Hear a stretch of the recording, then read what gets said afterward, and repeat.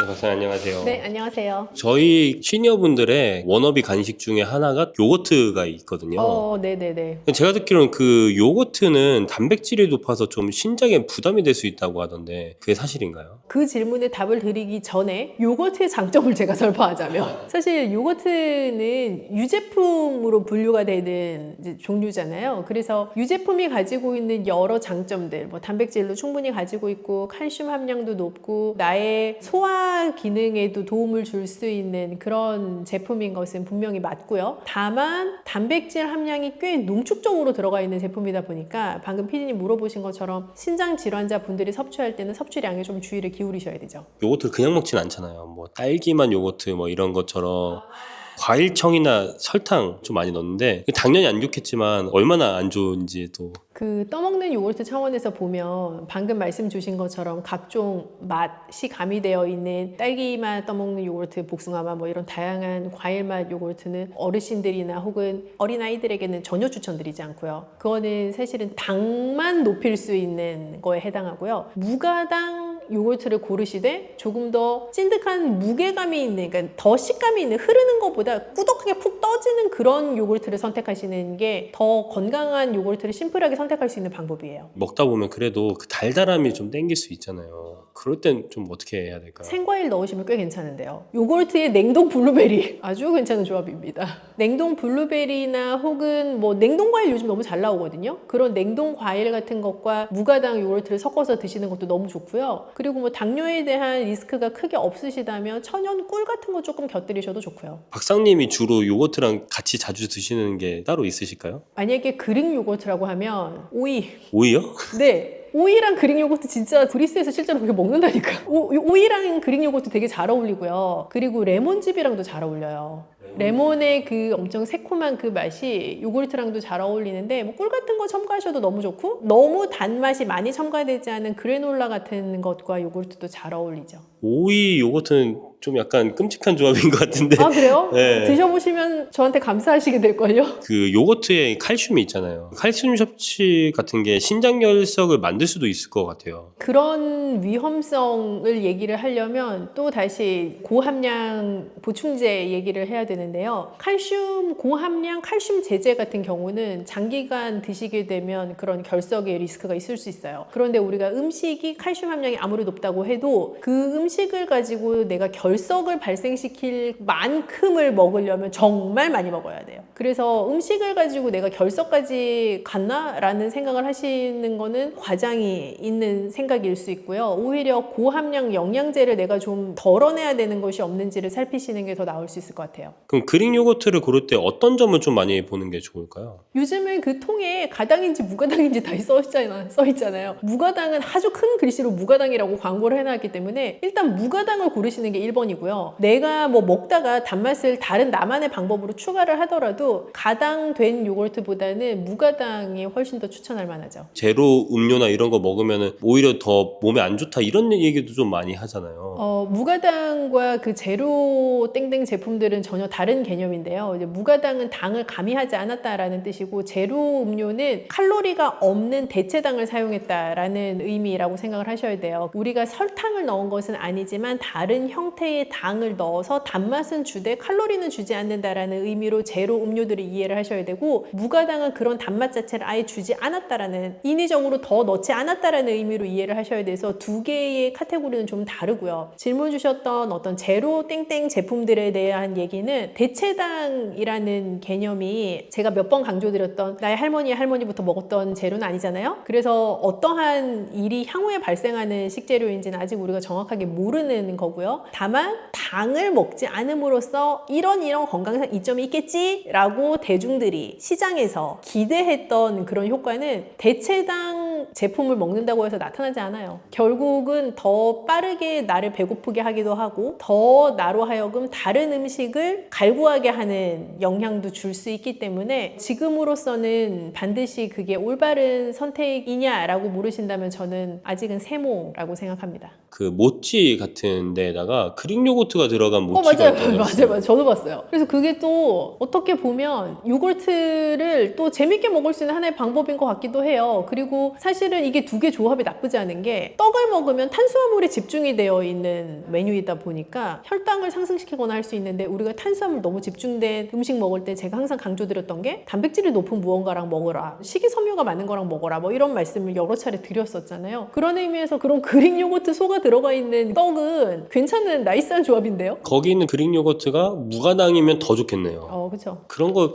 근데 맛이 있을지가 좀 궁금하긴 합니다. 그런 거. 그게 매니아들이 있더라고요. 그것만 드시는. 그건 만드시는 분이 있어요. 네. 저는 약간 되게 전통적인 맛을 찾을 것 같은데 또 그릭 요거트 맛을 선호하시는 분들 계신가 봐요. 근데 그런 걸 먹었을 때 실제 영양적으로 봤을 때는 그런 게 조합이 괜찮나요? 조합이 괜찮은지가 좀 궁금해요. 그쵸. 뭐 쌀 자체는 탄수화물이 많은 곡류이면서 다른 잡곡류들 대비해서는 단백질 함량도 좀 낮고 다른 무기질 함량도 좀 낮고 식이섬유 함량도 낮은 이제 곡류인 건데 그릭 요거트 자체는 사실 단백질 함량이 높은 유제잖아요. 그래서 쌀을 많이 먹음으로써 뭐 좀 더 광의로 생각해 보면 탄수화물을 많이 섭취함으로써 나타날 수 있는 혈당의 상승을 좀 보완해 줄 수도 있고요. 둘 사이에 영양소를 서로 가지지 않은 것들을 같이 먹게 되니까 영양소 섭취 차원에서도 좀 균형 있는 섭취가 될 수 있죠. 번외적인 질문인데 유산균을 또 어떻게 배합을 하느냐에 따라서 치매 개선에 도움이 된다는 얘기가 또 있어요. 이게 이제 어떤 차원에서 생각하면 요즘 가장 핫한 연구 주제에 해당하는 장 건강과 브레인 건강 사이에서의 어떤 상호 관계가 있느냐의 문제이기도 해요. 유산균을 어떻게 배합해서 치매의 개선 혹은 예방 효과가 있다라는 작은 형태의 정의로 설명할 수 있다기보다는 내 장내 유산균 밸런스를 어떻게 장내 미생물 밸런스를 어떻게 유지를 해야 내 뇌 건강에 영향이 있느냐라는 좀 큰 연구 주제 하에서 굉장히 많은 연구팀에서 연구하고 있는 거죠. 마지막으로 그릭 요거트를 좀 건강하게 드시고 싶은 분들에게 한마디 이제 얘기해 주시면 좋을 것 같습니다. 그릭 요거트는 사실 간식으로 선택하기에 굉장히 좋은 제품인데요. 더 좋은 건강한 선택을 하시려면 무가당 그릭 요거트를 택하시고 맛있다고 한 번에 너무 많이 드시지 말 것. 그 두 가지의 지침을 생각해 주시면 될 것 같아요. 박사님 안녕하세요. 네, 안녕하세요. 요즘 들어서 그 비타민C에 사람들이 관심을 엄청 많이 갖고 있어요.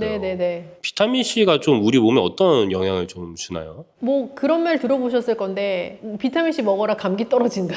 뭐 감기 떨어진다라는 단순하게 표현된 말이지만 사실 비타민C는 면역력 강화에 굉장히 중요한 영양소죠. 그래서 내 몸의 면역의 바운더리를 딱 지켜나갈 수 있는데 필수적인 영양소이기도 하고 또 스트레스 지수가 높은 분일수록 비타민C를 좀 충분히 드시게 되면 스트레스를 관리하는 데도 도움이 되죠.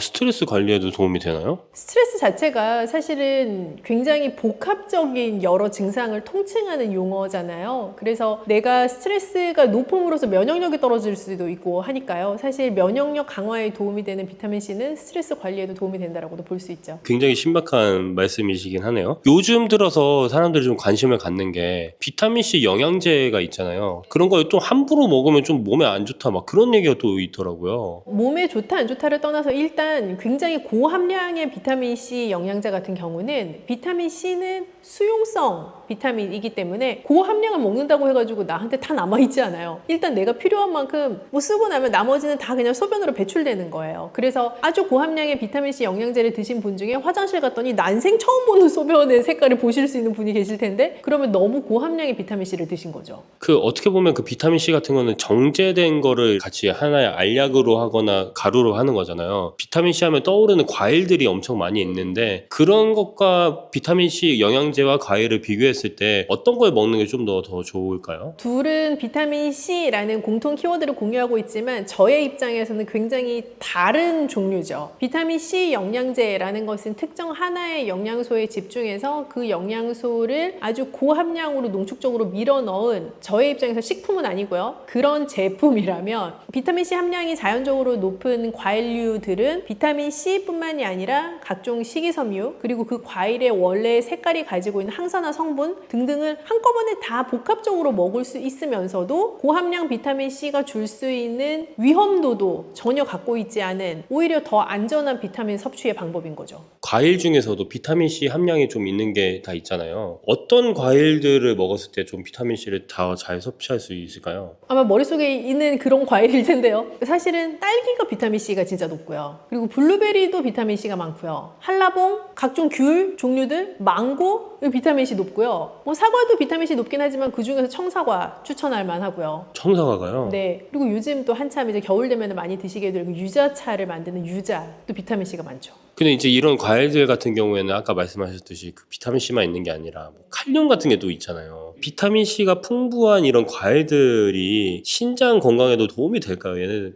비타민C만 놓고 보면 당연히 신장 질환자에게도 필요한 영양소예요. 사실 필수로 필요한 영양소라고 볼 수 있죠. 항산화 작용을 하는 영양소이기 때문에 우리가 질환에 걸렸을수록 사실 산화작용을 막아줄 수 있는 항산화 성분을 충분히 드시는 건 매우 중요하고, 그런 면에서 비타민C의 함량이 높은 과일류를 섭취하는 건 아주 중요한데요. 다만 칼륨의 함량도 동시에 높기 때문에 너무 많은 과일을 섭취하게 되면 비타민C라는 영양소도 많이 먹을 수 있지만 반대급부로 칼륨도 동시에 같이 많이 먹게 되는 거예요. 그래서 과일을 세척하실 때 물로 여러 번 세척하시고 그 과일을 잠깐 물에 담궈 놓는다거나 하는 방법으로 칼륨을 수용성 영양소니까 잘 녹여 보낼 수 있는 방법을 택하시는 것도 조금 더 안전하게 과일을 섭취하실 수 있는 방법이죠. 그럼 방금 말씀하신 것처럼 물에 씻기만 해도 칼륨이 좀 많이 없어질 수 있는 거예요? 네, 물에 씻는 것도 없어질 수 있고 물에 담궈 놓으시면 더 많이 없어질 수 있는데 모든 또 나의 행위에는 얻는 것과 잃는 것이 동시에 존재하기 때문에 비타민C도 물에 오래 담궈 놓으면 같이 없어져요. 그래서 사실은 칼륨도 용해돼서 없어질 수 있고 비타민C도 물에 닿으면서 같이 없어질 수 있는 영양소에 해당하긴 합니다. 그럼 대체 어느 정도로 씻어야 될까? 이런 또 고민이 또 많이 생기는 것 같아요. 사실은 농약에 노출되었을 가능성이 높은 종류의 과일이나 칼륨의 함량이 높은 종류의 과일일수록 이제 물에 뭐 한 30분 정도 담가 놓아라라고 지침을 드리기는 하고요. 그런 지침을 좀 따라서 섭취를 하시게 되면 칼륨을 상대적으로 좀 낮추어서 먹을 수 있다라는 방법인 것은 확실하지만, 여기서 더 중요한 것은 많이 드시면 말짱꽝이다라는 거죠. 그래서 정해진 양만큼 드시는 게 중요합니다. 그 정해진 양이 찹쌀떡 하나만큼 막 70g 이렇게 작은 양은 아니겠죠? 그렇게 딱 잘라서 말씀드릴 수는 없겠고, 뭐 사실 블루베리라고 하는 과일로 생각해 보자면 그건 우리가 표준화된 사이즈가 머릿속에 각자 있으시잖아요. 수박만한 블루베리를 상상하시는 분은 안 계시니까. 그래서 블루베리 같으면 한 줌 정도 괜찮을 것 같아요. 블루베리 한 줌 정도, 다른 과일들도 약간 그 정도 양이. 종이컵 한 반컵 정도 해당하는 양 정도에 해당한다고 보시면 될 것 같아요. 방금 말씀해 주셨던 그 과일들 중에서 망고나 한라봉 같은 경우도 있잖아요. 근데 여기는 칼륨이 좀 압도적으로 많다고 맞아요. 들었거든요. 망고나 한라봉은 칼륨 함량이 좀 높은 편이어서 섭취하실 때 조금 더 주의를 하시면 좋은데, 사실 껍질을 다 벗겨내고 우리가 과육만 먹는 과일이잖아요. 그래서 담궈놓기도 애매한 거예요, 얘가. 그래서 뭐 어떻게 줄일 수 있는 방법 자체도 사실은 잘 없어서 망고나 한라봉을 드실 때는 양이 정말 핵심이죠. 그런 그 얘네들도 아까 한 줌 정도의 양이면 좀 반 개 정도. 반개도 양이 꽤 많다고 저는 네, 그래서 반 개를 몇 개 드시면 안 되고요. 하루에 반 개 정도. 하루에 반 개 정도. 그럼 이 과일에 있는 성분 중에서 비타민C도 있고 칼륨도 있지만 천연당이라는 게 또 있잖아요. 이런 혈당이나 체중 관리하는데 이런 걸 먹으면 또 부담이 될 수 있을 것 같아요. 천연이라는 단어가 붙어있긴 하지만 천연당도 당은 당이에요. 그죠? 그래서 분명히 혈당을 올리게 하는 요소인 거는 맞고요. 다만 우리가 과일을 섭취할 수 있는 여러 방법이 있는데, 극단적인 것부터 얘기하면 뭐 과일 잼, 그리고 과일을 주스로 갈아 먹을 수도 있겠고, 그 과일을 뭐 찹즙기로 내려 먹을 수도 있겠고, 아니면 생 과일을 그냥 먹을 수도 있겠고 등등의 여러 방법으로 과일을 다양하게 섭취하실 수가 있는데요. 통 과일 그 자체를 먹는 게 과일에 있는 천연당도 드시지만 식이섬유도 같이 드시고 항산화 성분도 같이 드시기 때문에 설탕에 당만 먹는 거랑은 전혀 다른 거죠. 그래서 천연당이기는 하지만 과일에 부가적으로 들어가 있는 다른 여러 요소들과 결합이 되면서 당을 올릴 수 있는 그 속도가 현저하게 낮아지죠.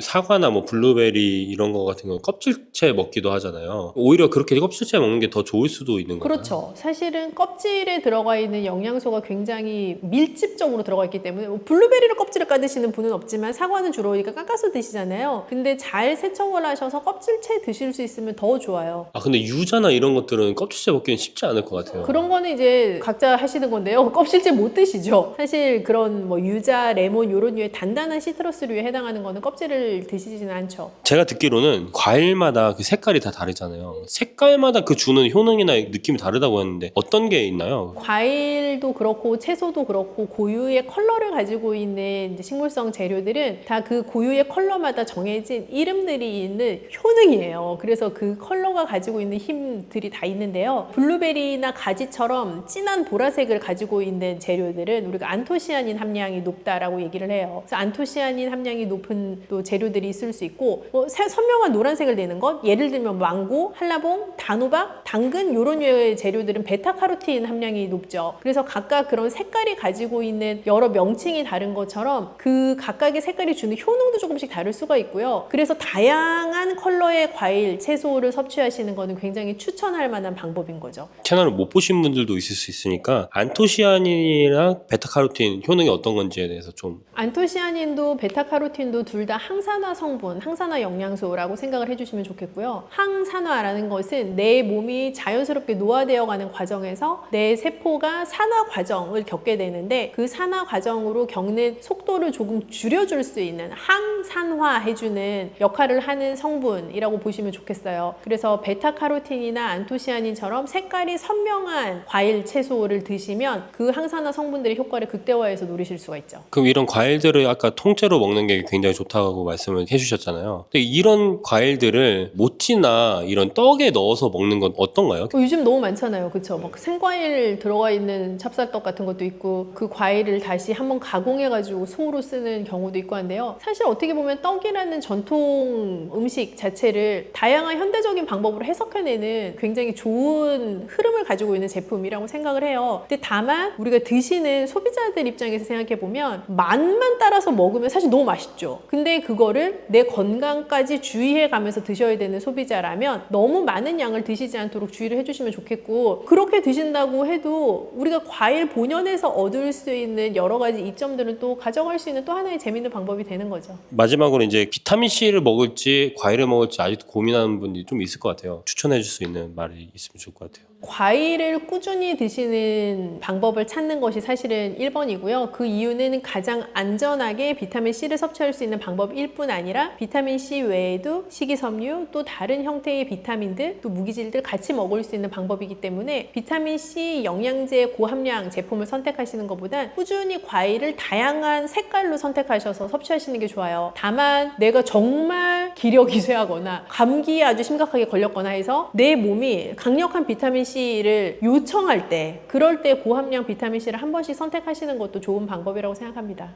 네, 박사님 안녕하세요. 네, 안녕하세요. 영양학 박사 그레이스입니다. 잘 계셨나요?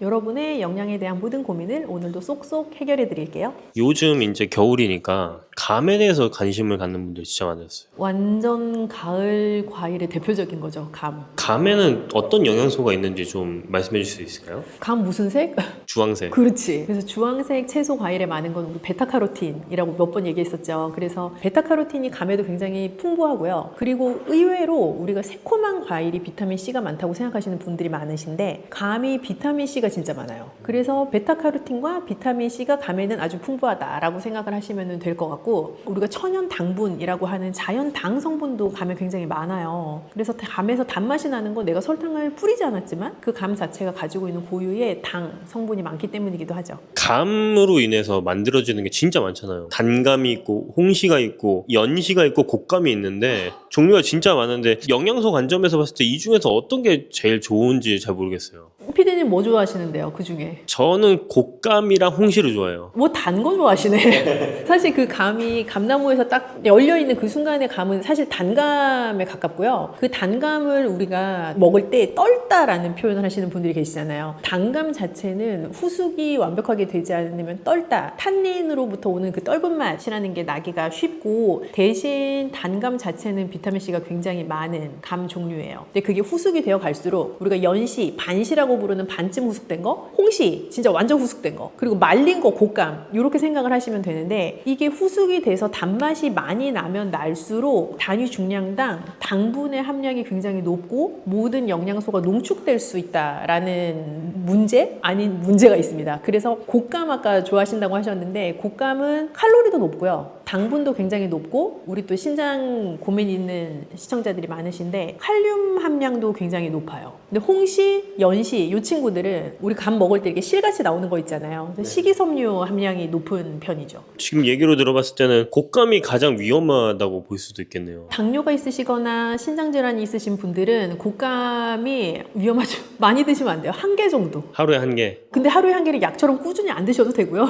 그냥 가끔 먹고 싶을 때 한 개 정도. 감이 신장 건강에도 좋다고 제가 들었거든요. 근데 방금 얘기했을 때 곶감이 또 신장에 또 안 좋다고 얘기하니까 좀 약간 헷갈리는 부분이 있어요. 이게 감의 종류에 여러 가지가 있다라고 방금 설명을 드린 것처럼 곶감은 칼륨이 굉장히 농축되어 있는 형태, 그리고 당분도 높은 형태이기 때문에 곶감은 일단 살짝 피하시는 게 좋고요. 감 중에 만약에 택하겠다라고 하시면 칼륨 함량이 그래도 적정량이면서 조금 달콤한 맛을 느끼실 수 있는 게 홍시 정도이지 않을까 하는 생각이에요. 감을 좀 건강하게 먹을 수 있는 방법이 있으면 좋을 것 같아요. 감 샐러드 드셔보셨어요? 감 샐러드요? 단감을 가지고 만들기 되게 좋은 메뉴인데 감을 이렇게 얇게 썰어요. 우리 왜 감 되게 통통하게 썰어서 먹잖아요. 그러지 말고 이렇게 약간 슬라이스 하듯이 얇게 썰고 초록 채소들 있죠. 근데 향이 좀 센 거, 요즘 루꼴라 이런 것도 많이 드시는데 산나물도 포함인가요? 산나물? 그거는 생 샐러드로 먹기도 살짝 애매할 수가 있고 너무 향이 강해서 루꼴라 아니면 양상추? 로메인? 이런 것들이랑 같이 그 감 슬라이스를 얹어서 리코타 치즈 같은 거 곁들여서 드시면 되게 맛있어요. 감이랑 치즈의 조합이 되게 좋아요. 감과 리코타 치즈, 뭐 감과 크림 치즈 이런 조합들이 되게 근사한 조합이에요. 곶감 같은 경우는 어떻게 먹으면 좋을까요? 사실 나 안 드셨으면 좋겠는데 정말 너무 좋다, 먹고 싶다 하시는 분들은 우리가 당분이 너무 높은 걸 먹을 때 그 당분이 나의 몸에 주는 영향을 최소화하고 싶다면 일단 단백질을 곁들이면 좋다라고 머릿속에 넣으시면 가장 간단해요. 그래서 요즘은 곶감도 안에 치즈나 견과류 같은 거 넣어가지고 곶감 말아낸 것들 있는데 그런 거는 조금 더 곶감이 가지고 있는 높은 당 성분을 조금은 낮추어서 흡수시켜 줄 수 있는 장치? 그런 재료와의 조합인 거죠. 홍시 같은 경우는 어떻게 먹으면 좋을까요?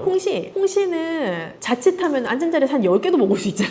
나만 그래? 그래서 그렇게 드시면 너무 위험하고 많이 먹어도 배가 썩 부르다는 느낌이 안 들 수가 있어서 약간 포만감을 주는 형태로 드시면 좋을 것 같아요. 제가 지금 가지고 나온 이 작자 미상의 음료가 오늘 만든 건데 홍시랑 두유를 간 거거든요. 홍시를 제가 냉동실에 넣어가지고 살짝 반쯤 얼렸다가 약간 해동된 것을 가지고 두유를 같이 넣어서 그냥 믹서기에 간 거예요. 근데 이게 맛은 홍시의 달콤한 맛이 다 나면서 두유가 들어갔으니까 일단 포만감이 있고 이렇게 홍시를 먹으면 사실 홍시 한 개를 먹어도 엄청 배부른 느낌이죠. 제가 오늘 만들 때 홍시 2개, 두유 1팩을 넣었는데 거의 한 3명이서 이렇게 사이좋게 나눠 먹을 정도의 양이 나오더라고요. 자세한 좀 레시피 같은 거는 박사님 따로 채널이 있다고 제가 들었거든요. 그 채널로 놀러 오시면 홍시 두유 이 드링크를 만드는 영상도 보실 수가 있고 또 더 건강하게 실제적으로 집에서 응용하실 수 있는 방법도 보실 수 있으니까 이 영상을 보시는 시청자분들도 놀러 오세요. 감은 운동 전이나 후에 언제쯤 먹는 게 제일 베스트일까요? 그거는 어떻게 보면 운동 전에 우리가 필요로 하는 영양소와 운동 후에 필요로 하는 영양소가 좀 차이가 있을 수 있는데 어쨌든 운동 후에는 나의 근육이 굉장히 힘을 많이 쓰고 에너지가 소진되는 상태이기 때문에 내 근육에 있는 글코겐을 좀 더 보충해 줄 수 있는 에너지원이 좋거든요. 그래서 빠르게 흡수될 수 있는 탄수가 좋을 수가 있어요. 그래서 감 종류 중에서는 홍시 운동 후에 가장 좋다고 생각이 되고 운동 전에는 내 에너지를 단백질 충분히 먹고 또 내 에너지를 서서히 끌어올려 줄 수 있는 과일이 좋기 때문에 감 종류 중에서는 단감이 좀 더 적합할 것 같아요. 당뇨가 있는 사람들도 있을 수 있잖아요. 당뇨가 있는 사람들 같은 경우는 양이 어느 정도 먹으면 좋을지 궁금해요.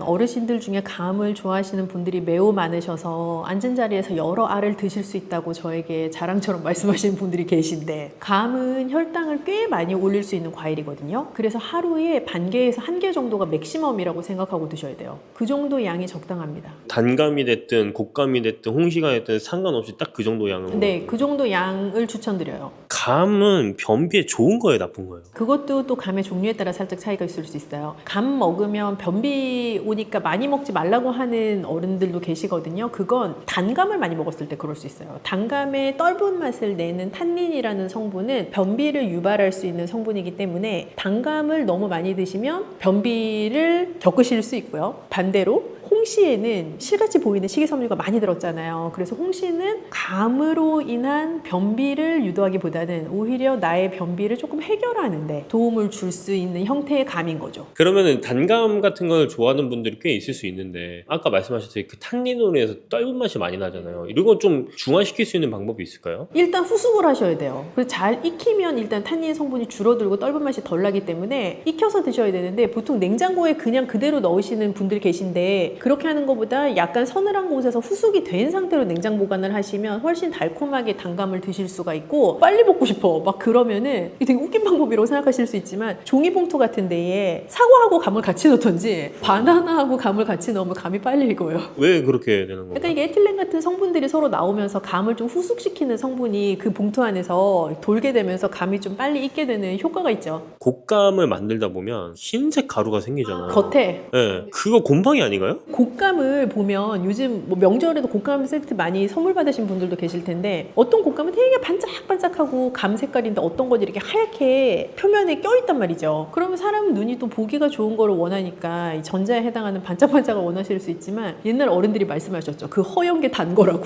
하얀 곶감이 더 달다고. 네. 그게 근데 사실 맞는 말씀이세요. 이게 당분이 밖으로 나오면서 당화된 일종의 결정체 같은 형태거든요. 그래서 그게 뭐 곰팡이 이상한 거 이런 거 아니고 당분이 밖에 이렇게 끼어 있는 상태라고 생각을 하시면 되는데 만약에 그게 깨끗한 흰색이 아니고 푸르딩딩하거나 시큼한 냄새가 나거나 하면 의심해 보셔야 되지.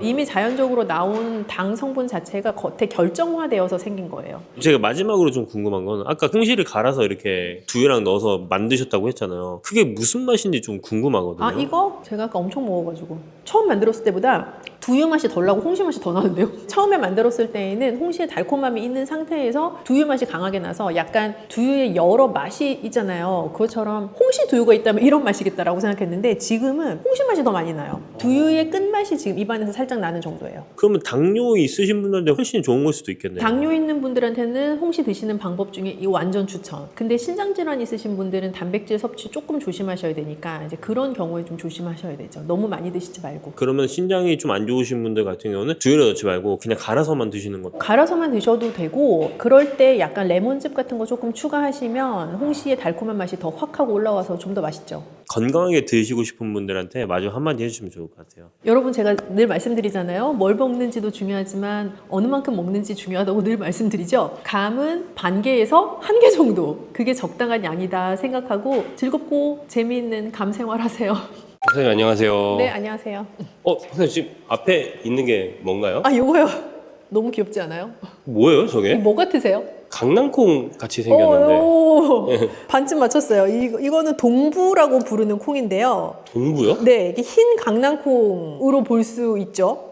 처음 들어보세요? 동부? 동부 처음 들어보는 것 같아요. 아, 요즘 꽤 많이 쓰는 콩 종류 중에 하나예요. 이게 좀 건강에 좋고 그런 게 있나요? 뭐 사실은 콩 자체가 건강한 식재료이기는 하죠. 그래서 모든 콩이 밭에서 나는 뭐 소고기, 밭에서 나는 단백질 이렇게 부를 만큼 사실 우리가 뭐 땅에서 얻을 수 있는 것 중에서는 가장 단백질 함량이 높죠. 그리고 식이섬유도 많이 가지고 있고 지방은 적게 가지고 있고 또 각종 미네랄 종류도 많이 가지고 있으니까 대부분의 분들에게 콩은 권장할 만한 식재료죠. 제가 듣기로는 동부콩이 어떻게 보면 콩 종류잖아요. 그러니까 아까 말씀하셨던 뭐 식물성 단백질도 있고 팥이랑 좀 약간 비슷해 보이기도 하고 그런데 모두 영양학적인 차원에서 보면 콩 자체는 팥보다는 단백질 함량이 더 높아요. 그래서 단백질, 식물성 단백질 함량이 높고 인과 칼륨의 함량도 꽤 높고 그래서 여기까지 이제 말씀을 드리면 이미 직감적으로 아시고 계시겠지만 좋은 식재료인 거는 사실인데 이제 신장 질환자 분들에게는 조금 조심해야 될 재료. 제가 조심하라고 말씀드리는 건 섭취하는 양을 정해놓고 드셔야 되는 식재료에 해당하는 거죠. 그럼 이 동부콩으로 저희가 알 수 있을 만한 요리나 그런 음식들이 있을까요? 콩밥 콩밥을 상상하시면 이제 콩밥 안에 들어가 있는 콩 먹을 때 약간 딱딱하기도 하고 아유 뭔가 나는 썩 좋아하는 식감은 아니야 라고 하시는 분들도 동부콩으로 한 밥을 드시면 얘는 뭐 다르다라고 생각하실 수 있는데요. 내 입에 들어왔을 때 씹히는 식감 자체가 콩보다는 팥에 가까워요. 그래서 이 요즘 팥이 앙금으로 원래 들어가던 뭐 찹쌀떡이나 모찌 같은 거에 팥이 가격이 너무 올라서 팥을 쓰지 않고 동부콩을 이용해서 앙금을 만드는 경우도 좀 있고요. 팥으로 앙금을 만들면 우리 입에 이렇게 기분 좋은 정도의 단맛이 나게 하려면 사실은 달게 하는 걸 많이 넣어야 돼요. 이제 동부콩은 자연적인 단맛이 좀 더 있는 재료이기도 해서 오히려 담백한 어떤 찹쌀떡 소를 만들 때 많이 쓸 수 있는 재료죠. 그럼 모찌나 이런 찹쌀떡에 들어가는 앙금 같은 경우는 팥이 아니라 동부콩이 많이 들어간다는 말씀이신 거죠? 브랜드마다 약간 다르기는 한데요. 팥을 100% 하는 브랜드도 있다고 생각하고요. 동부콩과 팥을 섞어서 쓰거나 혹은 전략적으로 동부콩을 더 많이 활용하는 브랜드들도 있죠. 근데 아까 방금 전에 동부콩 같은 경우는 이렇게 단맛이 좀 난다고 했었는데 그럼 그 단맛이 어떻게 보면 당뇨를 일으킬 수도 있지 않나요? 단맛 자체가 당뇨를 일으키냐, 뭐 혈당을 높이냐라고 이제 물으신다면 이제 질문의 의도에 따라 반은 예스고 반은 노일 수 있는데요. 콩 자체는 우리가 설탕을 먹는 것처럼 내가 단맛만 추출해서 먹는 게 아니잖아요. 이 자체가 가지고 있는 식이섬유도 먹게 되고 무기질도 먹게 되고 식물성 단백질도 당연히 같이 섭취하게 되기 때문에 그 단맛이 나는 재료라고 해서 반드시 당뇨에 걸리게 한다라고 생각할 수는 없죠.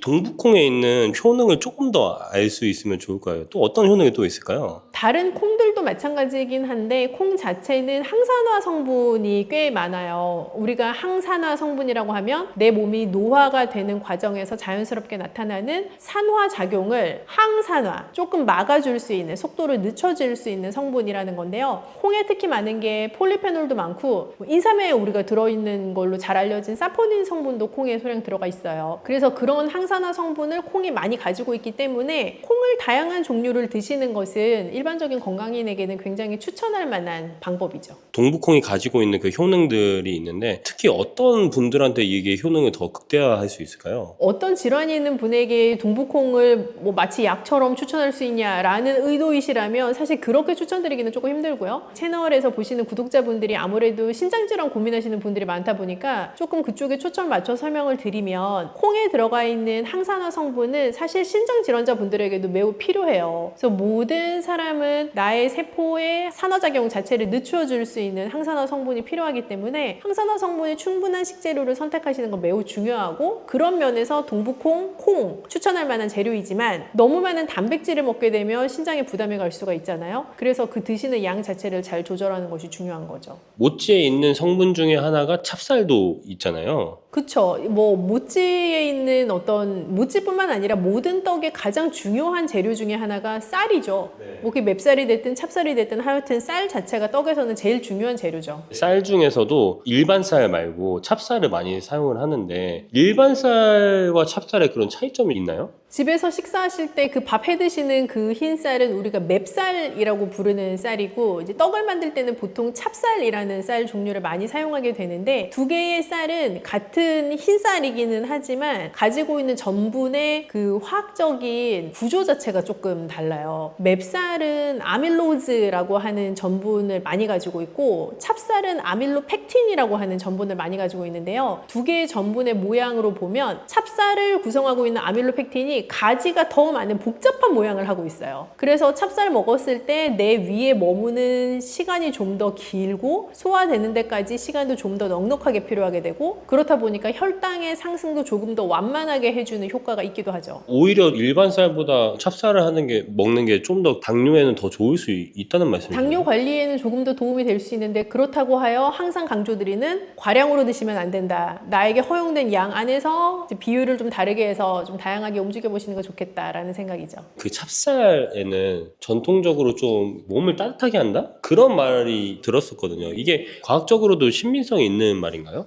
몸을 따뜻하게 한다고 해서 뭐 체온을 올려줘요 라는 개념으로 접근하시기보다는 한의학에서 몸을 따뜻하게 한다라는 개념은 몸에 좀 허해진 기를 보호해주는 역할을 할 수 있다라고도 우리가 해석할 수 있겠는데요. 예전에 어떤 할머님들 같은 경우는 여름에 손주가 배앓이를 하면 찹쌀로 쓴 죽을 먹이는 경우가 있었어요. 이제 그런 경우 보면은 그 찹쌀이 아이의 뱃속에 들어가서 좀 오랫동안 머물면서 머물면서 몸을 따뜻하게 든든하게 만들어주고 그래서 그 배앓이를 조금 완화시켜주는 그런 효과를 노렸던 민간요법인 것 같아요. 그래서 그런 것처럼 찹쌀 자체가 좀 기력이 쇠해진 누군가에게는 약간 기력을 채워줄 수 있는 역할을 하는 음식이고 오랫동안 포만감을 가져가서 든든함을 줄 수 있는 재료이다 보니까 뭐 한방에서 얘기하는 몸을 따뜻하게 해준다라는 개념과도 일맥상통한다고 봅니다. 그러면 그런 질환이 있는 사람들이나 좀 어디 아픈 사람들은 몸속에 오랫동안 포만감을 유지하는 게 어떻게 보면 중요한 요소가 될 수도 있는 거겠네요. 특히 뭐 당뇨가 있거나 하시는 분들에게 더 그럴 수가 있는데요. 우리가 빠르게 배를 부르게 하는 음식일수록 빠르게 배를 꺼트릴 수밖에 없는 요소를 또 가지고 있기도 해요. 그 혈당을 급격하게 상승시키는 음식은 그 혈당을 다시 급격하게 떨어지게끔 만드는 그 시간대도 되게 짧기 때문에 나에게 포만감을 오랫동안 지속시켜 줄 수 있는 음식을 드시게 되면 내가 다음 음식을 찾는 데까지 시간도 아무래도 좀 더 넉넉하게 필요하게 되고 내 몸 안에서 그 음식이 오랫동안 머물러 있으니까 혈당 자체가 좀 천천히 올라가는 그런 효과도 있죠. 모찌나 이런 찹쌀떡 같은 거가 좀 더 오랫동안 뱃속에 머물게 할 수 있기 때문에 간식을 먹을 때는 또 그런 게 오히려 더 추천이 될 수도 있을 것 같아요. 꼭 모찌나 찹쌀떡뿐만 아니라 대부분의 떡류들이 그런 특성을 가지고 있죠. 이제 뭐 대비 그러냐라고 하시면 일반 우리가 그냥 제과점에서 살 수 있는 빵이나 과자류 대비해서는 떡류가 나의 뱃속에 좀 천천히 오랫동안 머물면서 혈당도 좀 완만하게 상승시켜주는 그런 효과가 있는 건 사실입니다. 그럼 마지막으로 만성질환이라고 할 수 있는 뭐 신장질환이나 그런 거가 있으신 분들한테 찹쌀과 뭐 동북콩이 들어가 있는 간식들을 드실 때 뭐 추천할 수 있는 말씀이 있으면 좋을 것 같아요. 늘 마지막은 양이죠. 섭취량이 제일 중요하고요. 내가 아무리 좋아하고 내가 정말 많이 먹을 수 있는 음식이라고 해도 그걸 한 번에 너무 많이 드시지 않고 정해진 양만큼을 드시고 멈춤할 수 있는 마음가짐, 그 태도, 그게 가장 중요하다고 생각해요. 그래서 떡을 정말 좋아하시는 분들도 찹쌀떡으로 치면 한두 개 정도의 분량 내에서 멈춰주실 수 있다면 또 좋은 간식이 될 수 있을 거라고 생각합니다.